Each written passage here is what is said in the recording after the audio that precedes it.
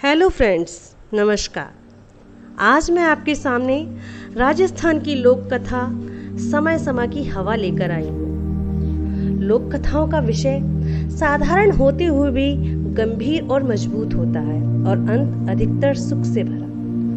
लोक कथा को पढ़ते हुए आपका परिचय लोक परिवेश से जुड़ी कहावतों और भाषा से भी होगा, जिसमें मेलोडी, ड्रामा, रहस्य, रोमांच, उत्तेजना, गुदगुदी भरपूर मात्रा में मिलेगी। तो चलिए फिर हम सुनते हैं राजस्थानी लोक कथा समय समय की हवा।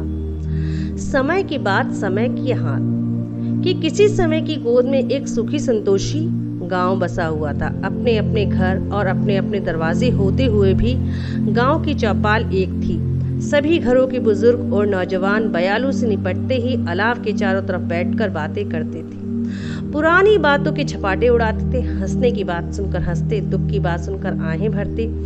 किसी का भी मुंह झूठ और छलकपट की वाणी सीखा हुआ नहीं था। सच्ची बात कहते थे और सच्ची बात सुनते थे। घर घर चूल्हे में मंद मंद आंच तो जलती थी, मगर किसी भी कोने में आग लगी हुई नहीं थी। बोते की कामना और बोते का काम, नीचे धरती और ऊपर राम। मुट्ठी में समाये इतनी ही जरूरतें थीं। पेट के लिए रोटी, पीने के लिए पानी, पहनने को कपड़े, रहने को मकान। सूर्योदय से पहले ही घर में रोशनी फैल जाती थी। उस गांव में जमींदार ने अपनी जमीन किसान को खेती के लिए सौंप रखी थी। किसान ने लगान न देने की खातिर बहुत मिन्नतें की, लेकिन जमींदार किसी भी कीमत पर राजी नहीं हुआ। किसान ने ज्यादा मगजमारी की तो जमींदार बोला, उसके पास काफी जमीन है, मरने पर साथ तो ले जाने से रहा, जो तो बो, कमाओ और खाओ। किसान ने एक दिन खटपट निपटाने के लिए चौपाल में बात चलाई तो बस्ती के सब लोगों ने जमींदार की बात ही रखी। संयोग का खेल कि एक दिन जमींदार वाली जमीन में झाड़ियों की जड़ें निकालते समय किसान को मोहरों से भरा हुआ एक कलश नजर आया। चारों ओर से उकेरने पर एक एक करके 7 कलश हाथ लगे। काम छोड़कर किसान ने तुरंत बैल जोते, गाड़ी पर 7 कलश रखे और तपती दोपहर में जमींदार की तरफ चल पड़ा। जमींदार ने दूर से ही गाड़ी को आते देखा तो मन ही मन किसान पर नाराज हुआ। साफ इनकार करने के बावजूद लगान की गाड़ी जोत कर लाया तो लाने दो, अच्छी तरह से खबर लूंगा। बस्ती की बात को टालने की हिम्मत हुई तो कैसे, लेकिन गाड़ी का कलश देखकर उसका गुस्सा कुछ ठंडा पड़ गया। मुस्कुराकर पूछा, यह फिर क्या नई मुसीबत ले आया? किसान भी उसी तरह मुस्कुराते हुए किसान ने जवाब दिया, लगान न लेने की हेकड़ी तो निभ गई, लेकिन अब यह मुसीबत तो कबूल करनी ही पड़ेगी। ढक्कन उघाड़ने पर जमींदार ने चमचमाती मोहरें देखी तो आश्चर्य से पूछा, बाजरे की खेत में मोहरें पैदा हुई क्या? पैदावार की बात करने पर तो फिर वही लगान वाला फंदा फंसेगा, लेकिन तुरंत जमींदार की बात काटते हुए कहने लगे, इससे पहले भी किसी के खेत में मोहरें पैदा हुई होंगी।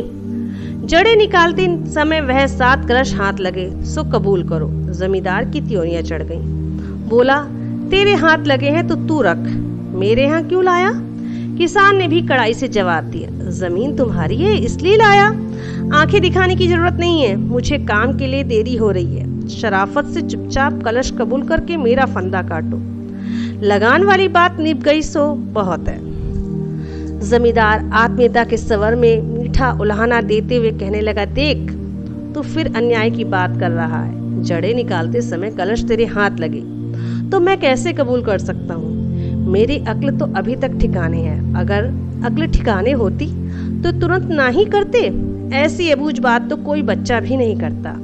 जब खेत तुम्हारे हैं तो कलश भी तुम्हारे हैं, इसमें ऐसी कलह की बात ही क्या?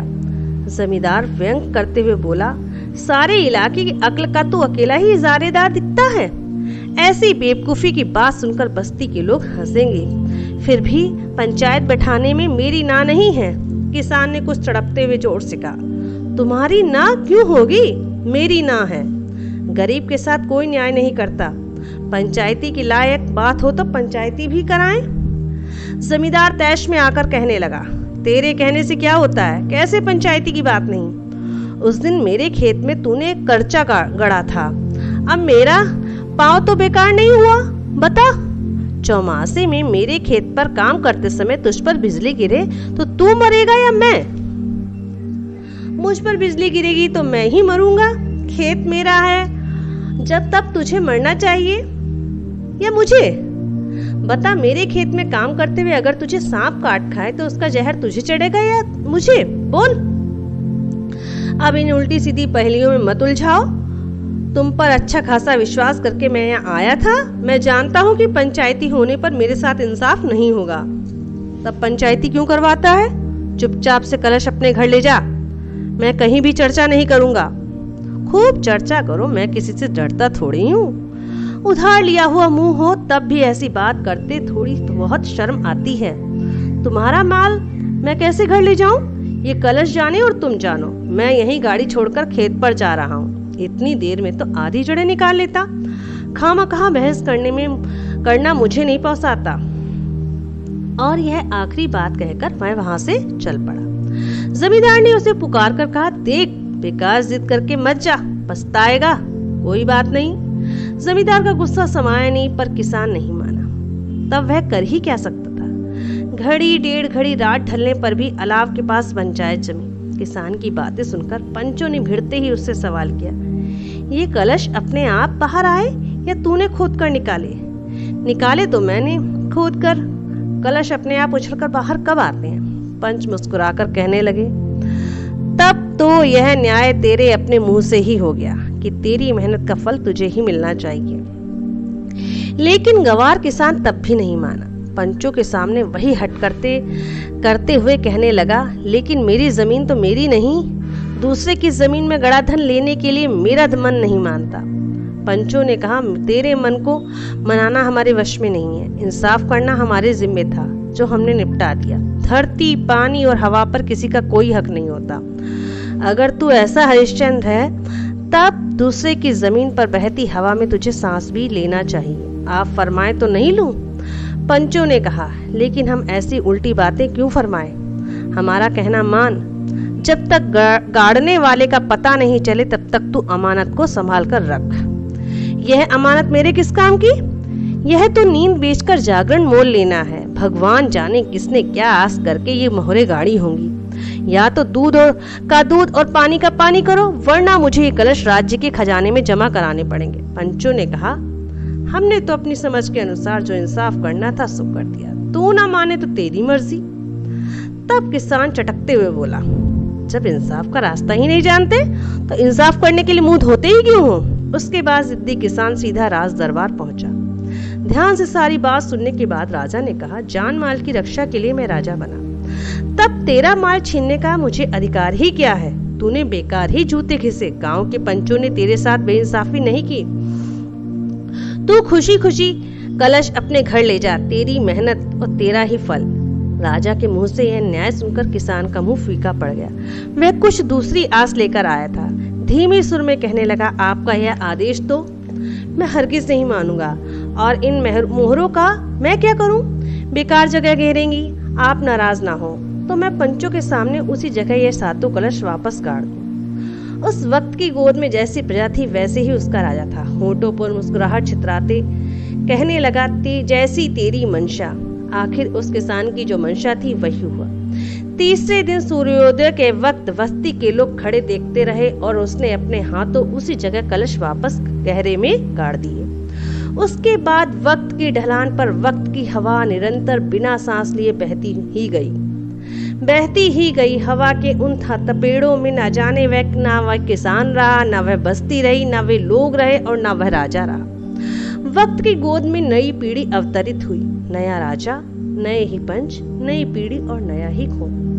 नई हवा में अभी तक वह पुरानी बात खुली हुई थी। उस दिन जमींदार का नौजवान बेटा उस किसान के बेटे के पास जाकर कहने लगा, मेरे पुरखे तो बिल्कुल नासमझ थे, लेकिन मैं नासमझ नहीं हूँ। वह आगे कुछ और कहना चाहता था, लेकिन लड़का बीच में बोला तो उसे रुकना ही पड़ा। किसान का लड़का मुस्कुराने की चेष्टा करते हुए कहने लगा, आप तो क्या नासमझ होने लगे, लेकिन मैं तो अभी तक अपने पुरखों की तरह वैसा ही नासमझ हूँ।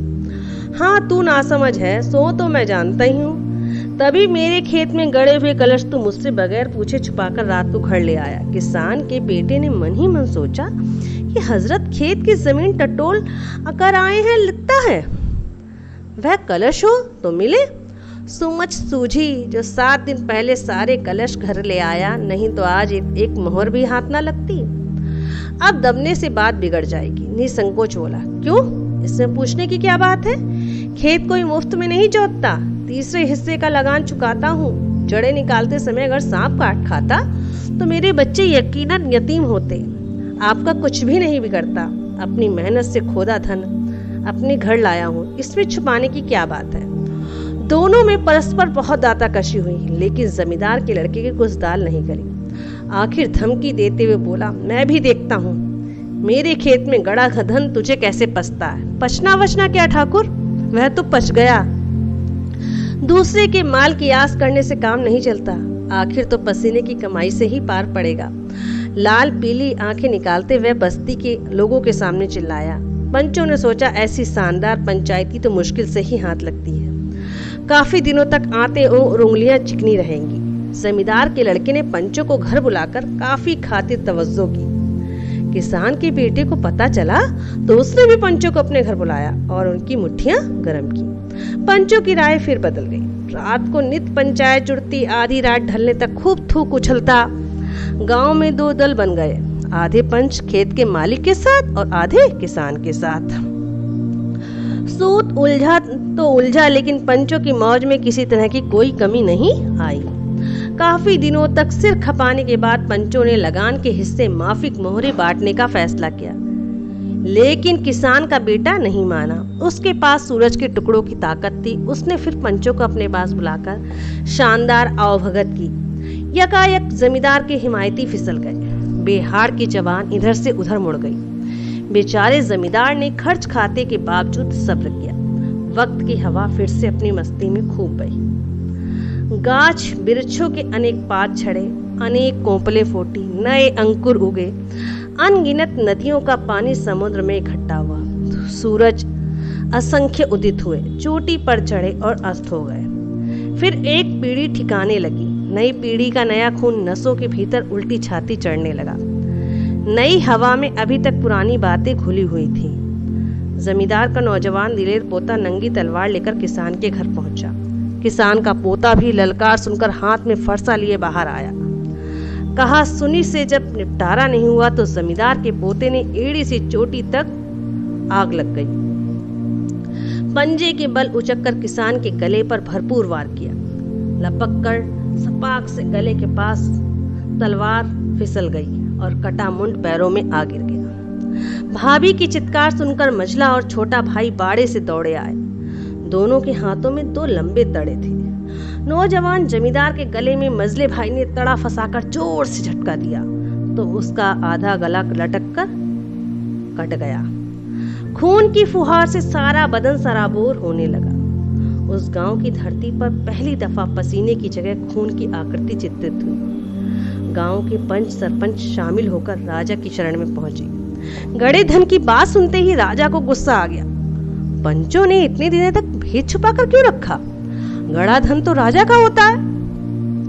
उसके आदेश से पंचों को 21-21 जूतों की सजा मिली। तत्पश्चात राज्य के घुड़सवारों ने घोड़े दौड़ाए। सो किसान के पचावे में छुपाए हुए कलश तुरंत सरकारी खजाने के हवाले किए। समय की हवा और समय की बयार उस सुखी और संतोषी गांव में जमी हुई चौपाल उठ गई। घर घर आग की लपटें लपलपाने लगी।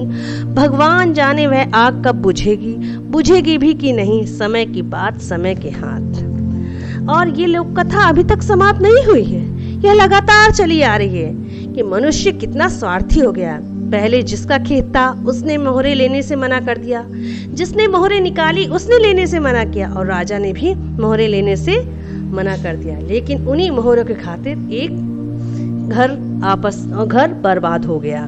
इस प्रकार इस कहानी का समापन हुआ। मित्रों, अगर आपको मेरी कहानियाँ पसंद आ रही हैं तो प्लीज़ लाइक सब्सक्राइब शेयर ज़रूर करें और कमेंट्स तो आप ज़रूर करें, क्योंकि आपकी जो कमेंट्स ही हैं वो ही मुझे आगे बढ़ने के लिए ऊर्जा देते हैं। आपने अपना इतना कीमती समय मुझे दिया है। इतना कीमती समय देने के लिए आपका बहुत बहुत धन्यवाद।